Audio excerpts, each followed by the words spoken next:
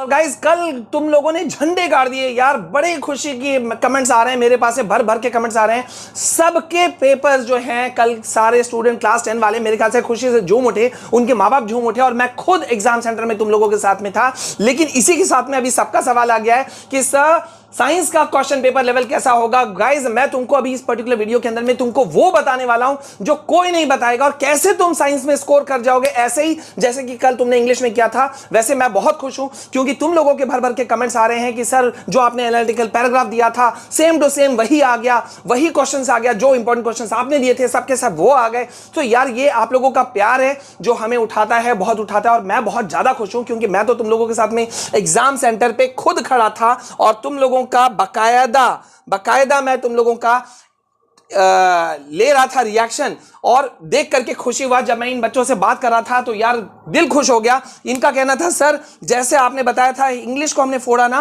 अब हम फोड़ने जाएंगे किसको, अब हम फोड़ देंगे साइंस को भी, कहीं कोई कोर कसर नहीं छोड़ेंगे। और ये डेफिनेटली होगा मेरे प्यारे बच्चों। क्यों होगा पता है? सही तरीके से जब तुम पढ़ोगे, जब किसी मिसकंसेप्शन में नहीं पढ़ोगे, किसी र्यूमर्स में नहीं फंसोगे और प्रैक्टिकल बेस्ड पढ़ोगे तो तुमको झंडे गाड़ने को मौका पक्का मिलेगा। ये मैं तुमको गारंटी के साथ में कह सकता हूं।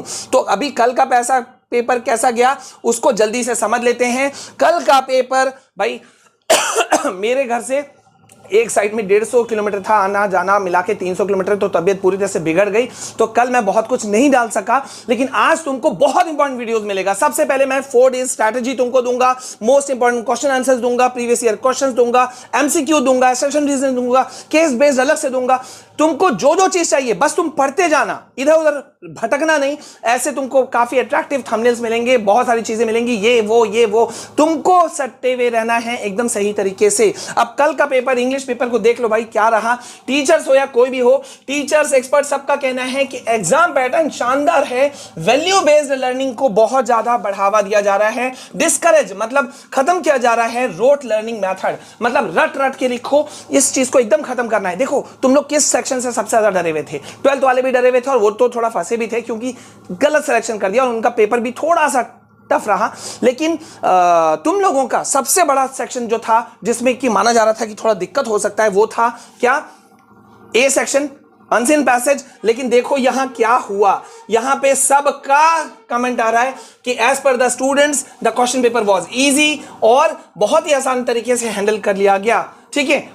और देखो यहां पे एक और बात बहुत निकल करके आया कि सैंपल पेपर जो रिलीज किया गया है बोर्ड के द्वारा उसी के आसपास में ही क्वेश्चन पेपर घूमा, कहीं से क्वेश्चन इधर उधर करके नहीं आया, और इसीलिए बच्चे बहुत ज्यादा खुश थे, कहीं से भी उनको प्रॉब्लम का सामना नहीं करना पड़ा। ये देखो यहां पे खुद जो टीचर्स हैं उनका, एक्सपर्ट्स का कहना है कि बच्चों के चेहरे पे अनसीन पैसेज को देख करके स्माइल आ गया, जबकि बच्चे डरे हुए थे। और प्री बोर्ड का डिफिकल्टी लेवल और इसका डिफिकल्टी लेवल बहुत अलग था। देखो यार अब मैं सीधा पॉइंट पर आता हूं, इंग्लिश वाले पे बहुत बात हो गया। सिंपल सी बात समझो, सैंपल पेपर, प्रैक्टिस पेपर आपका एंड लिमिट नहीं होता है, उसी से आपके सब कुछ आ जाएंगे ऐसा नहीं होता है। ठीक है, बिल्कुल भी। देखो यहां पे फिर से एक आ गया, एक बच्चा कह रहा है 70 में 80 में 70 लाएंगे सर हम। ठीक है, अनसीन पैसेज टॉपिक से पूछे गए थे, आराम से हो गया, सारा कुछ हो गया, कोई प्रॉब्लम नहीं हुआ। ठीक है, अब आते हैं मुद्दा, तुम्हारा साइंस का पेपर लेवल कल का 4 मार्च का कैसा होने वाला है। देखो बच्चा पार्टी, पहले तो तुम समझ जाओ,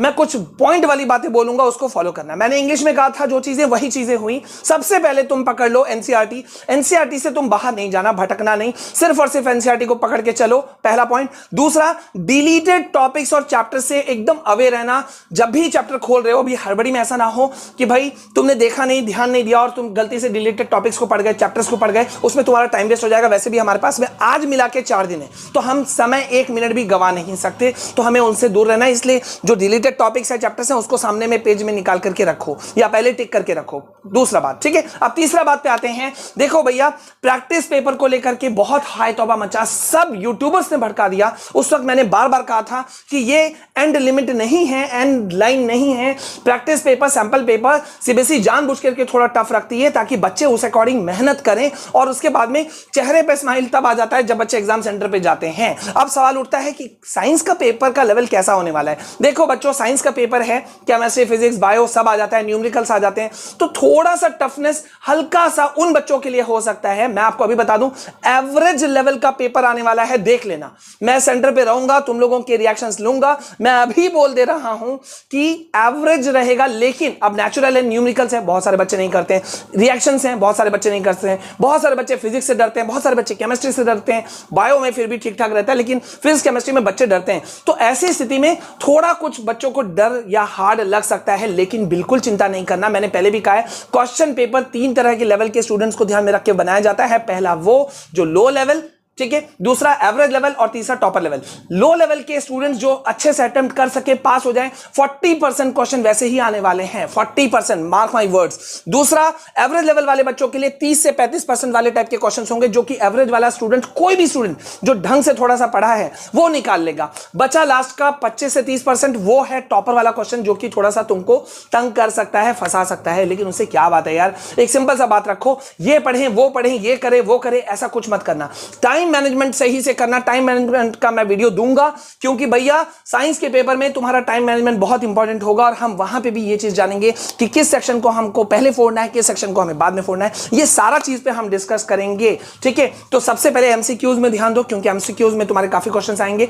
लॉन्ग क्वेश्चंस में हम पकड़ में रखेंगे, कहां कैसे कैसे पढ़ना है। पूरे इंपॉर्टेंट वीडियो, स्ट्रेटेजी वीडियो अब से 1 घंटा के बाद में आ जाएगा। बस बने रहना मेरे साथ में, और मैं लाइव आने वाला हूं तुम लोगों के लिए तैयारी करवाने के लिए। सो कमेंट में भर दो सर लाइव आ जाओ, कमेंट में भर दो कि सर बोर्ड को फोड़ कर आएंगे, कमेंट में भर दो कि सर हम जीत करके आएंगे, और लाइक दबा के करो। देखो यार, बहुत सारे चैनल हैं, ठीक है, दावा एक से एक करते हैं, लेकिन पॉइंट ये है कि स्टूडेंट के साथ में खड़ा कौन रहता है, मोटिवेट कौन करते रहता है। गिरने को ठोकर कोई भी मार दे, लेकिन मोटिवेट हमेशा कौन करते रहता है, दिस मीन्स अ लॉट, ठीक है। क्योंकि मैं भी कभी पढ़ा हूं यार, एक डांट से पसीने छूट जाते थे, तो इसीलिए मैं बार बार बोलता हूं कि चैनल में पहली बार आए हो तो do subscribe the channel. Science के काफी सारे इंपॉर्टेंट नोट्स मैं यहां ऑलरेडी डाल चुका हूं, ठीक है। तुम उसका बेनिफिट पूरा उठा सकते हो, उसका बेनिफिट उठाओ, ठीक है। और उन क्वेश्चंस को तब तक पढ़ते रहो जो मैं क्वेश्चन पेपर डाल चुका हूं यहां पे ऑलरेडी, ठीक है। बहुत सारे वीडियोस मैं डाल चुका हूं साइंस के रिलेटेड, 50 क्वेश्चंस, ये क्वेश्चन वो क्वेश्चन, बहुत सारे मैं डाल चुका हूं। उन क्वेश्चंस को देख लेना,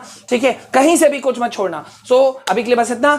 अभी से 1-1.5 घंटा के अंदर में तुमको स्ट्रैटेजियों का बाप स्ट्रैटेजी मिल जाएगा, और तुम उसको जब देखोगे तो तुम्हें पता चल जाएगा कि आज से 4 दिन कैसे पढ़ना है, बोर्ड को कैसे फोड़ कराना है। तो दबा के लाइक करो, मिलते हैं नेक्स्ट वीडियो में। जय हिंद, जय भारत।